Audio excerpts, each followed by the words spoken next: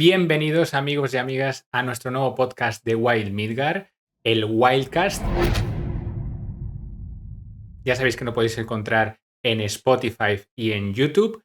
Y hoy os traemos un temazo que es la mitología nórdica que muchos conocéis un poquito. Hoy vamos a entrar de lleno a ese origen de la mitología nórdica y espero que disfrutemos esta aventura juntos. Para entender la mitología nórdica, primero debemos volver al principio absoluto, al vacío. No un vacío como lo imagináis. No era oscuridad, porque la oscuridad requiere luz para existir. Y lo que estamos proponiendo aquí es un vacío absoluto. Intenta imaginar la nada. Antes del universo, antes del tiempo, antes de cualquier forma de existencia. No había absolutamente nada. No había arriba, no había abajo, ni un antes, ni un después. A esa ausencia total le vamos a poner un nombre. Y ese nombre es Ginnungagap. Un vacío tan absoluto que ni siquiera el silencio podía habitarlo. Pero este no es un mundo donde la nada dura para siempre. Incluso en ese vacío algo comienza a cambiar. ¿Vale? Esto que empieza a cambiar son los dos extremos de la existencia. A un lado del vacío, a un extremo de este vacío, de este abismo, nace el fuego. Y otra vez no es un fuego como lo conocemos, no como una llama que consume energía. Esto era diferente. Su nombre era Muspelheim. Un reino de calor puro, de energía incontrolable, de destrucción sin intención. Un lugar donde todo arde. Y lo mejor de todo, nunca se apaga. Y en el extremo opuesto existía lo contrario. Niflheim. El frío absoluto. No el frío que duele, sino el frío que detiene, que inmoviliza, que congela incluso la idea de movimiento. Si antes teníamos el calor puro, ahora tenemos un frío absoluto, en el otro extremo. Un mundo de niebla eterna, de hielo infinito y de una muerte silenciosa. Vale, ahora tenemos dos fuerzas alrededor de ese vacío absoluto. Dos fuerzas completamente opuestas. Fuego y hielo. Y entre ellas, el vacío. La nada absoluta. Durante un tiempo imposible de medir. No ocurrió nada. No había reloj, no había ciclos, solo existencia estática. Hasta que el calor comenzó a avanzar. Las llamas de Muspelheim alcanzaron el borde del hielo de Niflheim. Y poco a poco lo comienzan a derretir. Y ese simple acto lo cambia todo en la historia. Porque de las gotas del hielo derretido, algo comienza a tomar forma. Algo que llamaremos a partir de ahora Ymir. Ymir no era humano y no era un dios. Era existencia primitiva. Respiraba sin saber por qué, existía sin entender cómo, no tenía propósito. En la creación de Ymir no hubo ninguna intención. No hay nadie que lo crease, nadie que lo diseñase. Simplemente ocurre. Pero Ymir no estaba solo. Había otra entidad junto a él. Una que a primera vista parece absurda, pero en realidad es fundamental. Su nombre será Audmula.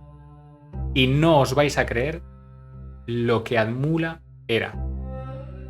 Audmula era una vaca primordial. Sí, una vaca. Pero no una vaca cualquiera, una vaca lechera, como Dios manda. Esta vaca era su sustento, el sustento de Ymir. De las ubres de Audmula fluían 4 ríos de leche. muy rica por cierto, e Ymir bebía de ella y gracias a eso sobrevivía. Ymir se alimentaba y dormía, no hacía mucho más. Un día, mientras Ymir dormía, su cuerpo comienza a cambiar. De su sudor nacen otros seres, no como él, pero hechos de lo mismo.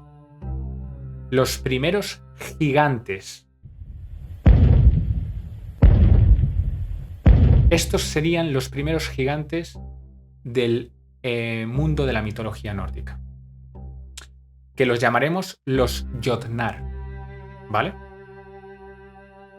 Los gigantes son criaturas enormes, primitivas, impredecibles, poderosas, sin moral, sin orden, sin propósito, muy parecidos a Ymir.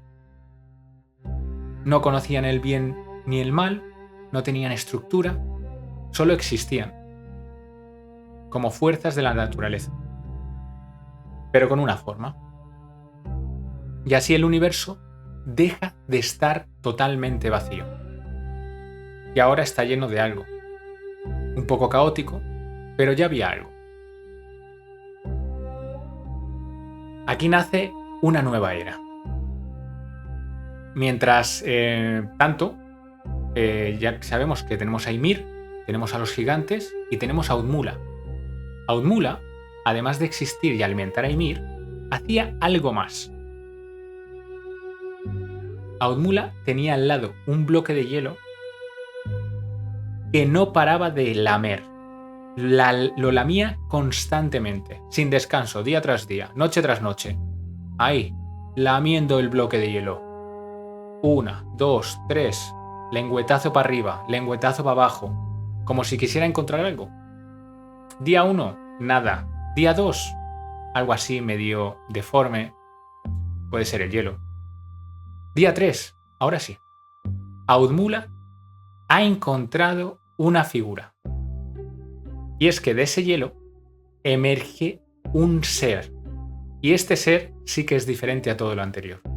No era caos, no era instinto y no era accidente. Era orden. Su nombre era Buri, el primer dios. Este es el primer dios. Recordemos que Ymir y los gigantes son muy primitivos. Pero Buri es estructura. Donde Ymir era descontrol, Buri era estructura. Donde los gigantes eran caos, Buri era intención. Y eso lo cambia todo. Y aquí vamos a hacer una pausa para explicar la importancia de Buri. Y es que la mitología nórdica explica la creación del universo como un equilibrio entre fuerzas opuestas, como por ejemplo el hielo de Niflheim y el fuego de Muspelheim, donde al juntarse ambos surge vida. Ymir, la fuerza primordial que encarna el caos y la materia, y Buri, que introduce conciencia y orden. Desde este contraste inicial se establece la dinámica central de toda la mitología, una lucha constante entre orden y caos, entre dioses y gigantes, entre luz y oscuridad. Siempre en la mitología nórdica hay una dualidad, un contraste inicial y unos opuestos que se compaginan. Ahora vamos a seguir con Buri. Buri tendría un hijo que se llamaría Bor, y Bor tendría 3 hijos: Odín, Vili y Ve. Ellos, para empezar, ya no eran como Ymir, primitivos. Ellos ya eran dioses. Ellos pensaban, ellos decidían y ellos veían el mundo en el que estaban. ¿Y cuál era el mundo en el que estaban? Pues aún era un mundo caótico. Y ellos querían cambiarlo, querían darle forma. Estos 3 dioses observan un poco lo que tenían alrededor y vieron a los gigantes, vieron el desorden y vieron que sí, que el universo ya no estaba vacío, pero tampoco estaba en equilibrio. Vieron un mundo sin control.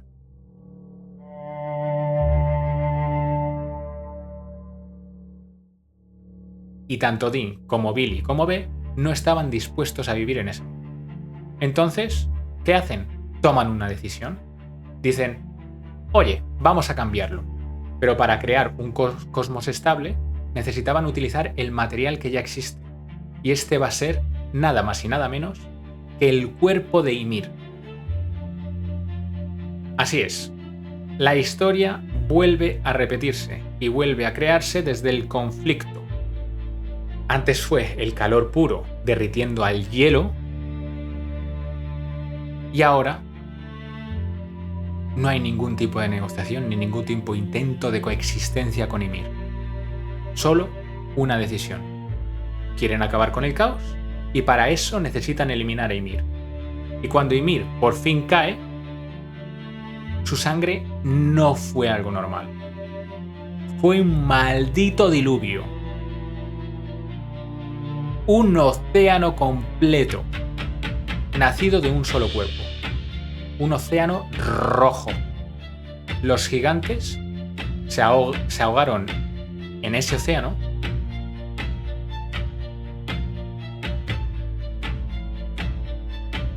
casi todos, no todos, y solo unos pocos sobrevivieron. ¿A dónde fueron los gigantes? Escapan hacia lo que luego sería Jotunheim, el reino de los gigantes.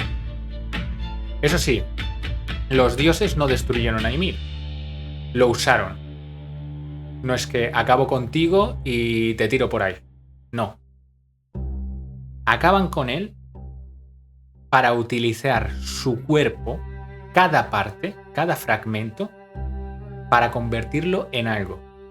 Su carne forma la tierra. Sus huesos se elevan como montañas. Sus dientes y fragmentos de hueso se convierten en rocas. Y su sangre llena los océanos, ríos y lagos. Pero falta algo. Su cráneo. ¿Qué hacen con su cráneo? Lo levantan, lo sostienen por 4 enanos, y esto es muy interesante. Y esos 4 enanos representan los puntos cardinales. Nodri, que es el norte, Sudri, que es el sur, Austri, que es el este, y Vestri, que es el oeste. 4 enanos. Y colocan el cráneo sobre todo lo demás. Y así es como nace el cielo. Y dentro de ese cielo colocan chispas de Muspelheim, que son las estrellas. Así nace el mundo que conocen en la mitología nórdica. No de la creación, sino del sacrificio. No de la paz, sino desde el conflicto. Y desde ese momento, una verdad queda grabada en la base de toda existencia. Todo lo que existe está construido sobre algo que antes ha sido destruido. Y este es solo el comienzo, porque crear un mundo es medianamente fácil, al menos para ellos. Pero lo difícil es mantenerlo, que no vuelva a ese caos primitivo. Y aquí entra una figura muy importante, que es el árbol del universo, con sus 9 reinos y el nacimiento de lo que será el destino de la mitología nórdica. Vale, ahora ya tenemos el mundo, que ya existe, pero está este problema, que existir no es lo mismo que sostener. Porque un mundo sin estructura eventualmente colapsa. Y los dioses eso lo sabían. Para evitar el colapso, Odín, Vili y Ve se ponen a pensar. Y dicen, ¿qué podríamos hacer para evitar que este mundo vuelva a colapsar? Y no construyen un muro, ni un reino, ni una ley. Crean un sistema, algo que conecta todas las partes del mundo. Algo que sostendrá la existencia misma. Y ese algo no fue una máquina ni un dios. Fue un árbol. ¿Cómo se llama ese árbol? Yggdrasil.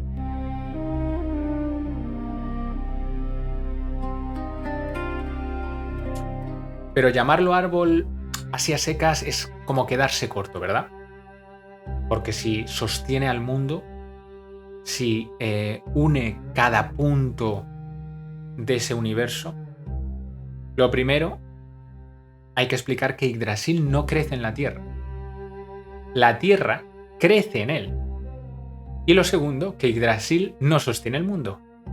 El mundo depende de Yggdrasil. Sus ramas no solo se extienden, atraviesan realidades. Y sus raíces no solo penetran el suelo, tocan lo más profundo de la existencia. Cada fibra, cada hoja, cada grieta del árbol Yggdrasil es una conexión entre mundos, entre vidas, entre destinos.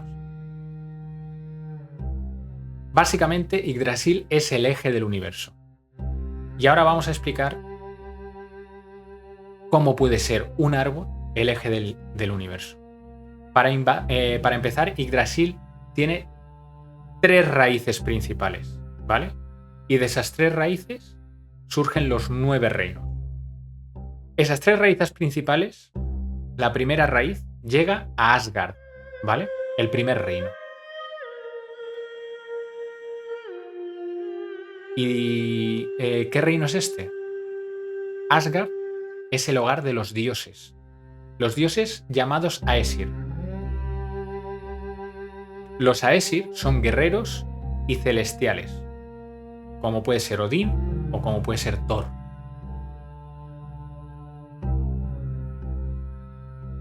Asgard es un lugar de mucho poder y al mismo tiempo está lleno, pero lleno de miedo. ¿Y quién gobierna en Asgard? En Asgard gobierna Odín. Y en Asgard también existe un pozo, el pozo de Urd. Un lugar donde el tiempo no fluye, solo se observa. Es el pozo del destino y la sabiduría. Este pozo está cuidado por las 3 Nornas. Urd, Verdandi y Uskul, que son el pasado, el presente y el futuro. Ellas no predicen el destino, más bien lo escriben. Lo tejen. Cada vida, cada decisión, cada muerte pasa por sus manos. Y ni siquiera los dioses pueden cambiar lo que ellas deciden. Viven junto al pozo y cuidan de Yggdrasil, ¿vale? Lo riegan con sus aguas para evitar que se seque. Este es el primer reino, el hogar de los dioses. En el mismo plano de Asgard existen otros 2 reinos. Cuando decimos en el mismo plano queremos decir casi a la misma altura, ¿vale? Otros 2 reinos. El primero, Vanaheim, el hogar de los Vanir. Este es el otro grupo de los dioses. Estos dioses son muy antiguos, conectados con la magia y la naturaleza, con lo invisible. No buscan guerra, pero tampoco son débiles. Representan una forma diferente de poder, muchos más tranquilos. Vamos a llamarlos como los dioses hippies.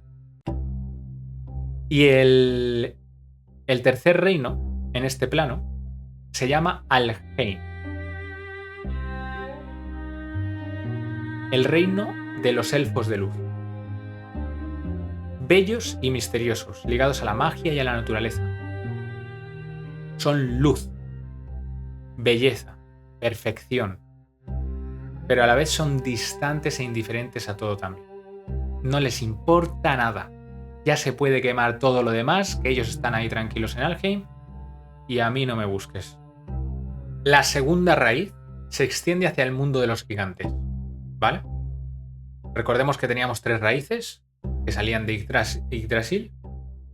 Pues esta segunda raíz se extiende hacia el mundo de los gigantes en un segundo plano por debajo de Asgard. También existen otros 2 reinos que ahora veremos, ¿vale?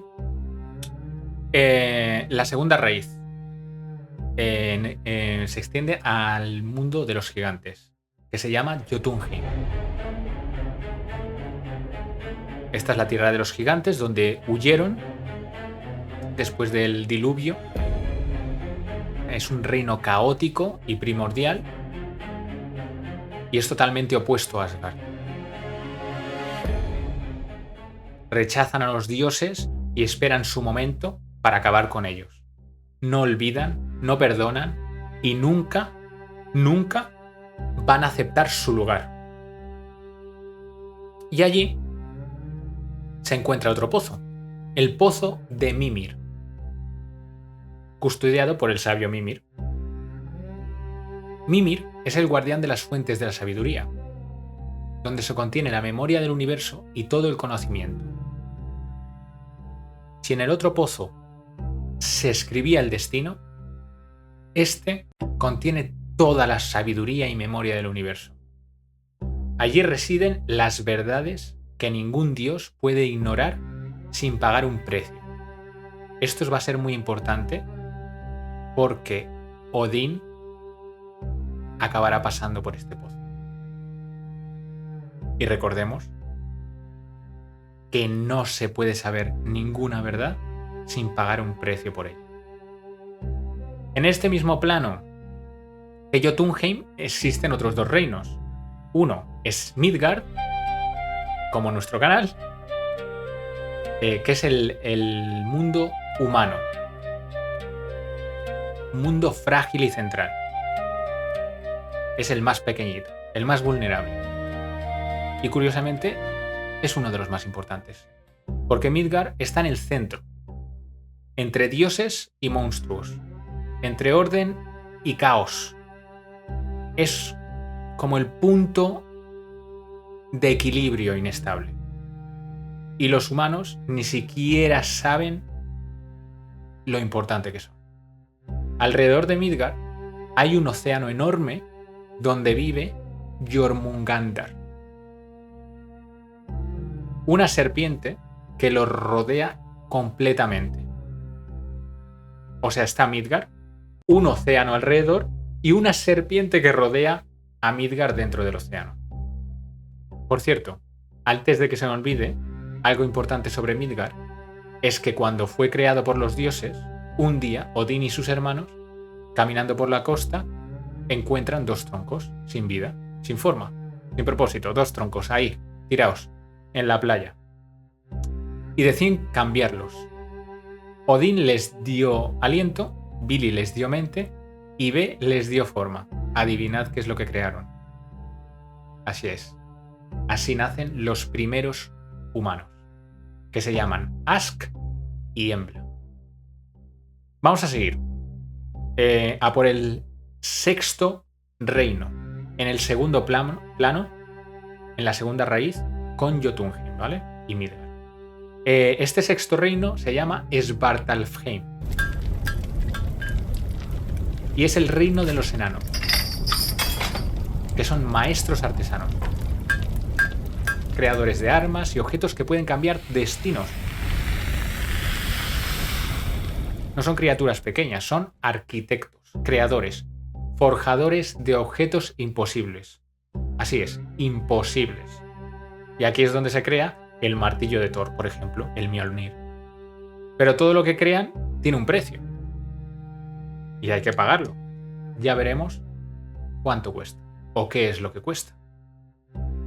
Y ahora ya sí pasamos a la tercera y última raíz, que se hunde en la oscuridad, abajo del todo de Yggdrasil, en un tercer plano por debajo de Jotunheim.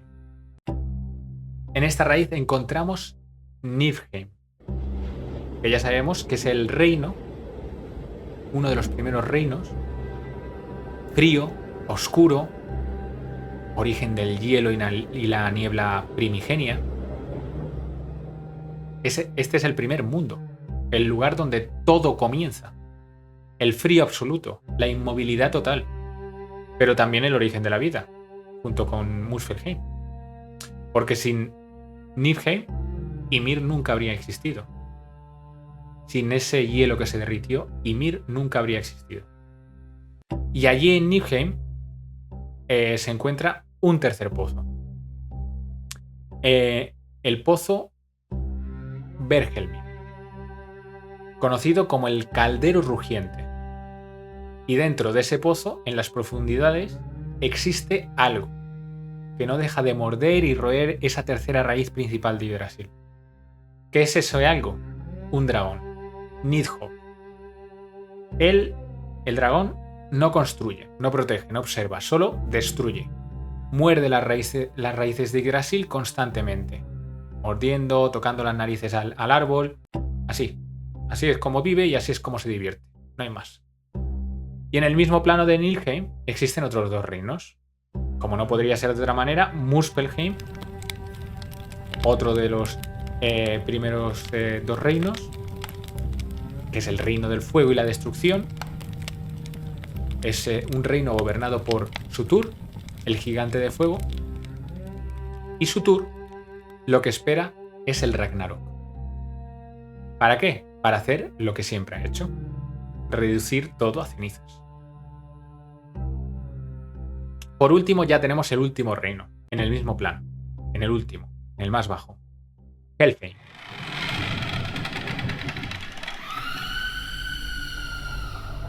De este reino todavía no hemos hablado.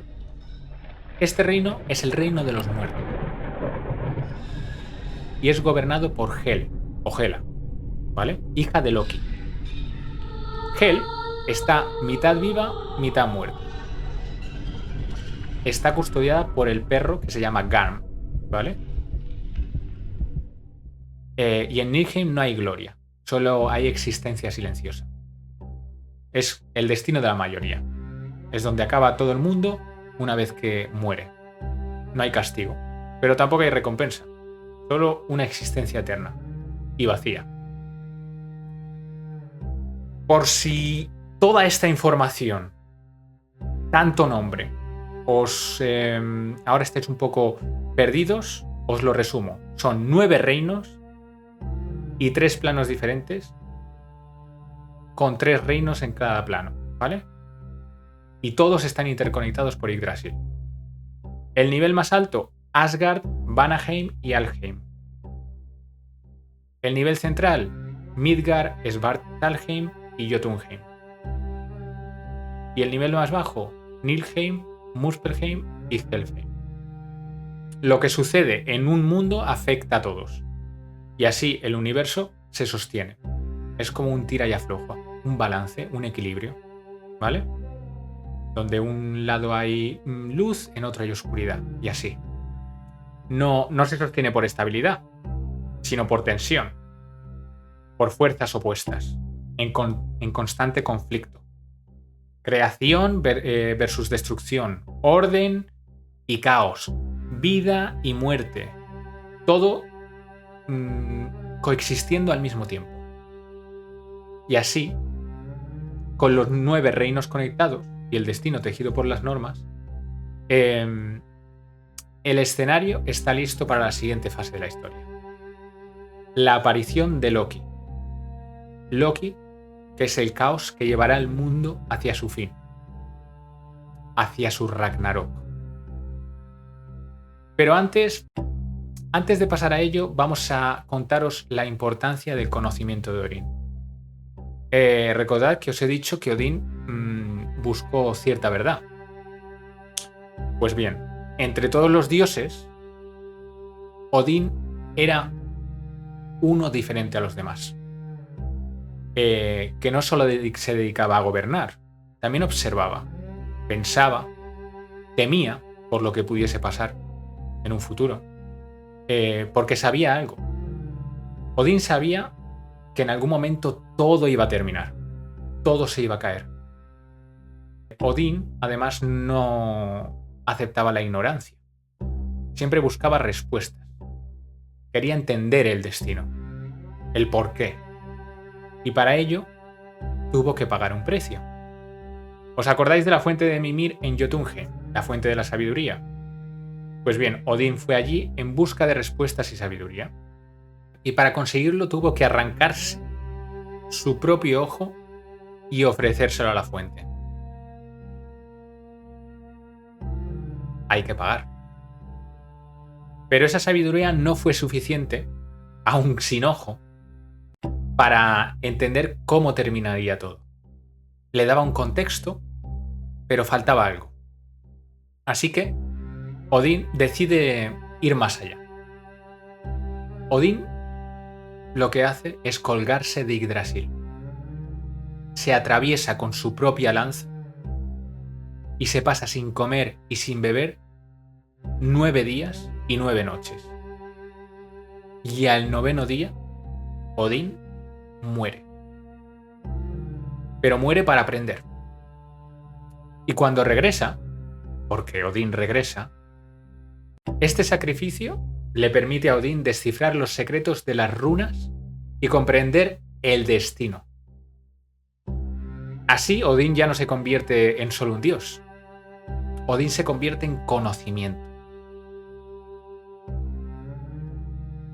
Y mientras la mayoría de los dioses estaban ocupados tratando de construir orden en el mundo, había uno de ellos que observaba. Ya sabéis quién es, ¿no? ¿Quién era ese dios que solo estaba observando a ver qué pasaba? Loki. Eso es. Loki siempre andaba buscando desequilibrar, manipular, crear caos, aunque de manera creativa, ¿sabéis? A veces incluso divertida para él. Loki era mitad dios, mitad gigante. Y su aparición va a poner el mundo totalmente patas arriba. Porque no es que Loki vaya a romper el sistema, sino que lo va a corromper desde dentro. Loki es el caos disfrazado de inteligencia, porque Loki era muy inteligente. Loki manipulaba, jugaba, observaba y luego rompía todo. Loki va a tener varios hijos. Y esos hijos de Loki ya anuncian el fin del orden. Uno de los hijos de Loki era Fenrir, al que lo llamaban el lobo inmenso. Este es el primer hijo de Loki. Es el más temido. Es un lobo, pero no es un lobo común. No hay un bosque que lo contenga, no hay presa que lo calme. Fenrir crece cada día más, cada respiración, cada mirada. Y los dioses saben de Fenrir. Pero incluso los dioses no podían destruir al lobo, a Fenrir. Así que intentan encadenarlo con cadenas. En cadenas que van a hacer que sean más fuertes que el hierro. Una más fuerte que la siguiente. Pero no funcionan. Hasta que los dioses le piden a los enanos de Svartalheim, que ya sabéis que forjan cosas imposibles, les piden forjar Gleipnir. ¿Y qué es Gleipnir? Gleipnir es una cuerda de seda. No de hierro, de seda. Hecha de cosas imposibles. Los enanos meten ahí todas las cosas imposibles que ven por ahí. La barba de una mujer, el aliento de un pez, las raíces de una montaña, la saliva de un pájaro. Lo meten todo ahí en la licuadora y crean Gleipnir. Gleipnir es muy delgada, muy fina, pero es más fuerte que cualquier hierro. Y Fenrir termina encadenado. Pero Fenrir promete una cosa, que cuando llegue el momento morderá y devorará a quien lo encadenó. Es decir, a Odín. Otro de los hijos de Loki es Jormungandr, que ya os he hablado de ella. Es la serpiente del mundo. Esta serpiente es la que rodea el mundo de Midgard, ¿vale? Nace del mismo padre y la misma madre que el lobo. Loki y Angerboda. Angerboda, si no me equivoco, era una gigante, ¿vale? Esta serpiente crece y crece hasta poder abrazar Midgard entero, ¿vale? Su cuerpo atraviesa océanos y su cola sostiene continentes. Y el día que se mueva, las mareas se alborotan. Las tormentas surgen y la humanidad temerá sin comprender. Porque esta serpiente es la fuerza que recuerda que todo lo que los dioses sostienen puede romperse en un segundo. Y aquí vamos con la tercera hija de Loki. Alguien muy importante también, que es Hel o Hela. Hel es la muerte viviente. Hel era la hija que nadie quería. Está mitad viva y mitad muerta. Es gobernante de Helheim, que es el lugar de los muertos que no son héroes. Porque los muertos que son héroes, ya sabéis que van al Valhalla. Pero todo lo demás, da igual quien sea, que se va a Helheim. Su apariencia es un reflejo de su reino. Su poder no es solo controlar a los muertos, sino mantener el límite entre la vida y la muerte. Algo que ni los dioses pueden ignorar. Los dioses, por muy dioses que sean, también pueden morir. Y si no fueron héroes, irán a Helheim. Aquí, una vez conocidos los tres hijos de Loki, podemos comenzar con lo que será el principio del fin. Mientras los dioses establecen el orden, Loki trama su mayor engaño: la muerte de Balder. Balder es el dios más querido. Es el símbolo de luz y armonía.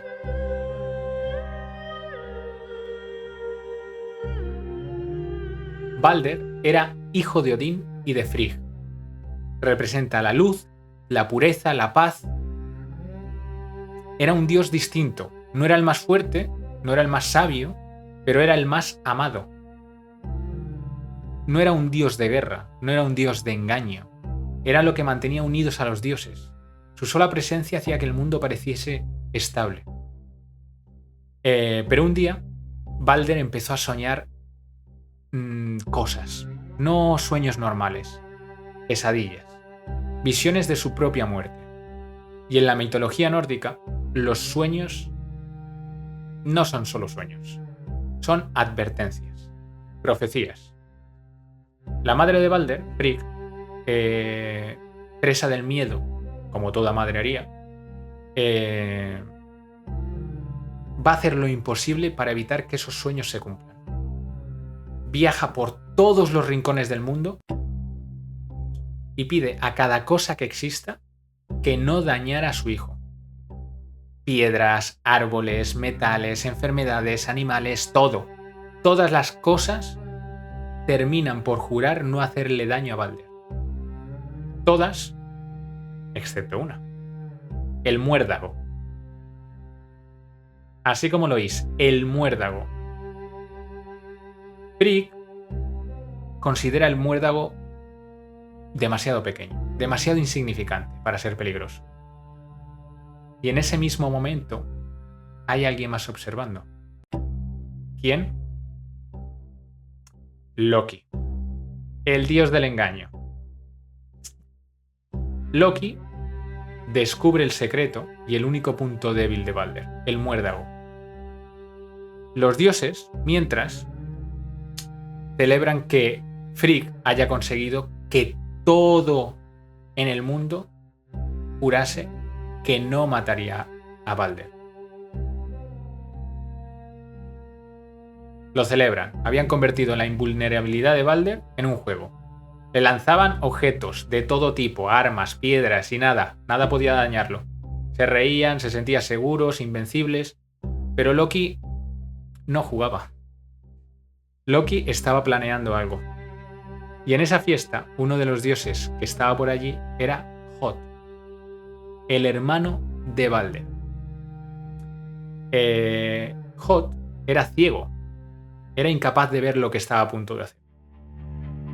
Y en ese momento Loki se acerca a él y le ofrece ayuda para lanzarle algo a Balder. Le da una flecha y guía su mano. ¿Cuál es el problema? Que esa flecha estaba hecha de muérdago. Y según la flecha se aleja de Hod, vuela y se acerca a Balder ligera, silenciosa e inofensiva aparentemente, y atraviesa el cuerpo de Balder. En ese instante, algo por primera vez lo hirió. Y ese algo fue suficiente. Balder cae en ese momento y los dioses gritan. Pero ya era demasiado tarde. El mundo en ese momento siente la fragilidad absoluta y todo cambia. Balder muere. Y encima, Balder no muere en batalla. Lo que quiere decir que no irá al Valhalla. Balder muere por un engaño, desde dentro. Y el alma de Balder se va con Hel, a Helheim, al reino de los muertos. Y los dioses, ¿qué hacen? Intentan traerlo de vuelta. Y Hel acepta. Hel acepta a, digamos, revivir a Balder, pero con una condición: que absolutamente todo en el mundo llorara por Balder. Si todo llora, él regresa. Y si no, pues se queda aquí. ¿Qué pasa? Que el mundo llora. Todos los dioses, los humanos, los animales, todo llora. ¿Pero qué pasó con el Muerdau? Eso es. Todo excepto una figura. Una gigante que se niega a llorar por Balder. ¿Qué pasa? Que aparentemente esa gigante era Loki disfrazado. Y con eso, el destino de Balder queda sellado en Helheim. Balder, ya hemos dicho que no era solo un dios, era el equilibrio. Y su muerte es un punto de no retorno en la mitología nórdica. Después de Balder, ¿qué queda? Solo queda Ragnarok. El fin de los tiempos. La luz cae. Y con ella también cae la esperanza de que el mundo pueda sostenerse.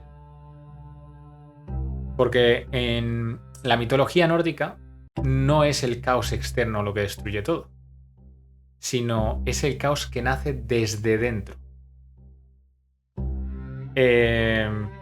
Por la muerte de Balder, Hod obviamente fue ejecutado por orden de los dioses y Loki fue encadenado y castigado.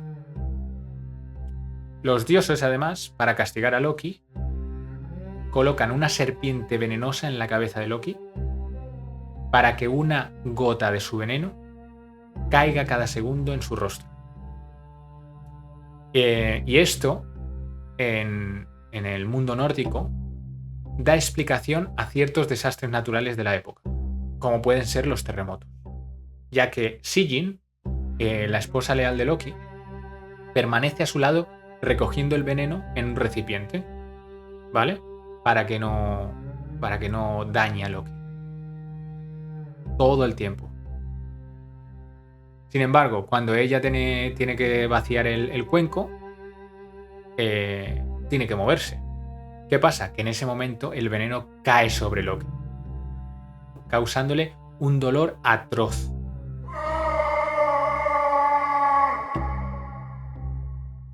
Y la mitología sí explica que los espasmos y retorcimientos de Loki ante el dolor provocan los terremotos en la Tierra. Ahora sí, pasamos ya al Ragnarok, al fin de los tiempos. El Ragnarok no solo es una batalla, es el colapso del orden del universo. Es el momento en que todo lo que los dioses construyen deja de sostenerse. Y no ocurre de repente, empieza poquito a poco, lentamente. Antes del fin de los tiempos, llega el invierno eterno, al que llaman Fimbulwinter.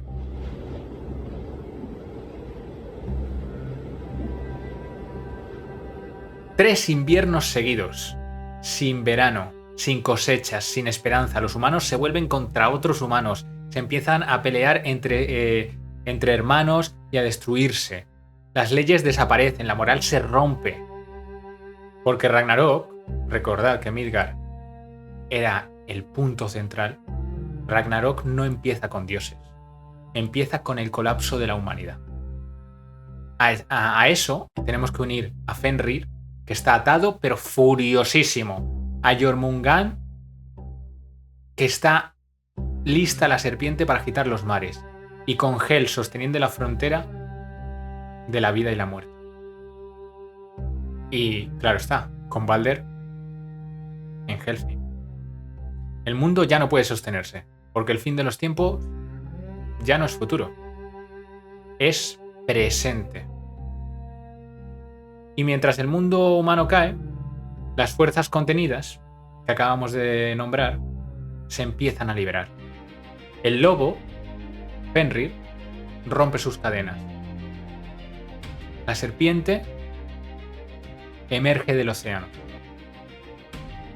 Y los muertos marchan desde el reino de Hel. Y cómo no, el embaucador Loki consigue desencadenarse también. Desde el sur avanza el fuego. El gigante Surtur lidera las fuerzas de Muspelheim con su espada, que arde más que el sol, y donde pisa todo deja de existir. Los gigantes marchan y el cielo se abre. El orden desaparece. Los dioses saben que van a morir. Y aún así marchan hacia la batalla. Odín se enfrenta a Fenrir. El padre de todos se enfrenta contra la bestia que no puede ser detenida. Y Fenrir termina devorando a Odín, como prometió. Thor se enfrenta a la serpiente. Martillo contra el veneno. Fuerza contra destrucción. ¿Y qué pasa? Que Thor acaba destruyendo a la serpiente. Pero, una vez terminado con ella, da un paso, da 3 pasos, da 6 pasos, y a los 9 pasos, Thor cae. Sí.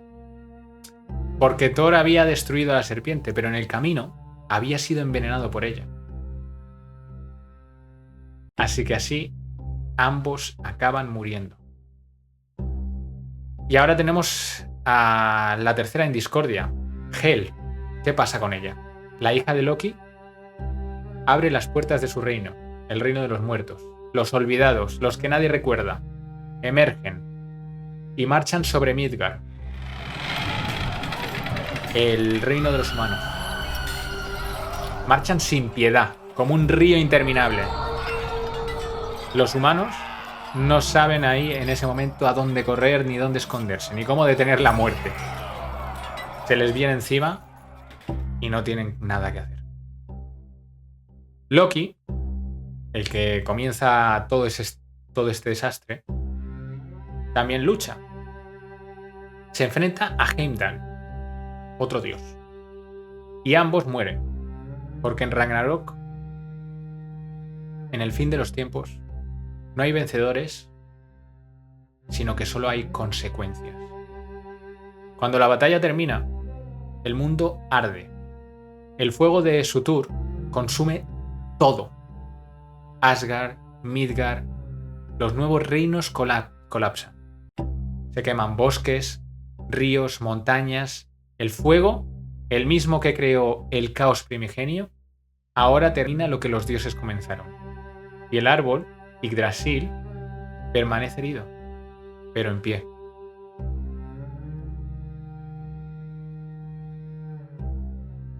De lo poco que queda en pie. Porque Ragnarok no es el final. Es un reinicio, un reset. Del árbol surgirá vida. 2 humanos sobreviven, Liv y Livtasir. Y de ellos nacerá una nueva humanidad. El mundo comenzará de nuevo. Los árboles volverán a crecer. Los ríos fluirán, los animales regresarán y la vida renacerá. Y los dioses, nuevos o antiguos, caminarán otra vez. El mundo se reconstruirá, más verde, más silencioso, más consciente. Ragnarok no es solo destrucción, es el ciclo. Es el recordatorio que todo orden eventualmente se rompe. Y todo final es también un nuevo comienzo. Los dioses caen, el mundo arde y aún así la vida continúa. Porque en la mitología nórdica, además de todo esto que hemos explicado, el fin nunca es realmente el final. Y hasta aquí la historia de la mitología nórdica, que espero que hayáis disfrutado un montón aquí en nuestro primer podcast, que no podía ser, que no podíamos empezar de otra manera como explicando la mitología nórdica que tantos tintes tiene en nuestro canal, ¿verdad? Lo dicho, gente, que sepáis, ya sabéis que podéis escuchar este y más podcasts que iremos trayendo aquí al canal. Los vais a poder encontrar tanto en Spotify como en YouTube, ¿vale? Para escucharlos y disfrutarlos a tope en el momento en el que vosotros prefiráis, en un descanso del trabajo, en el trabajo mismo, antes de dormiros, en un momento que tengáis libre. Y nada, espero que os gusten estos nuevos vídeos, este nuevo contenido, que ya sabéis que en nuestro canal os traemos contenido de todo tipo. Espero que hayáis disfrutado muchísimo y nos vemos aquí en nuestro canal con nuestro siguiente podcast el próximo día. Hasta ahora, gente.